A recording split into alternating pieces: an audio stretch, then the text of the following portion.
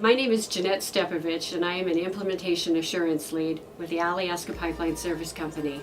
I've been with Alyeska now for 19 years. I oversee work that includes improvements and upgrades to the Trans-Alaska Pipeline System. This includes work on the right-of-way that we categorize as program work.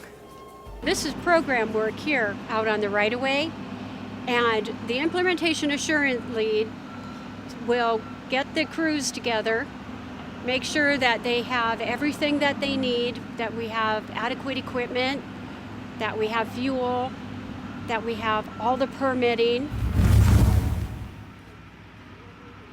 When I hired on with Alyeska, I did, of course, all the training that you do as a new hire to learn the systems. They did a week-long technician basic training that covered valves, covered electrical systems at a very basic level, but it was a wonderful introduction. I think my favorite method of training is when I have a technician tell me, Jeanette, come on, let me show you this piece of equipment and I'll explain to you exactly how it works. That's the best way I learn.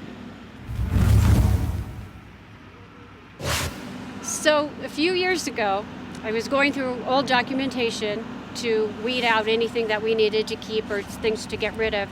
I looked through the box and I knew I had relatives that had been working on construction of the pipeline during that time and had stayed, because there was talk that they stayed at the Live and Good camp.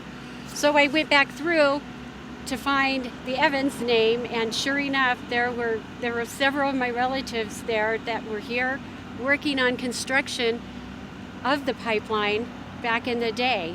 And now we come forward and here I am involved in a dig here on the section of pipe that they helped bury over 40 years ago.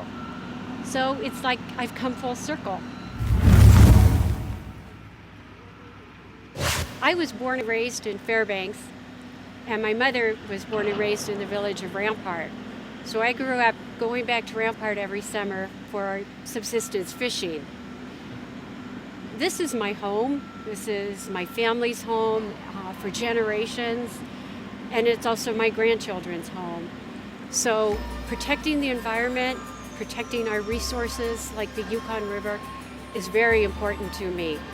When we oversee this work, we are committed to making sure that the work is done safely, and we are doing it in a manner that we will not harm the environment.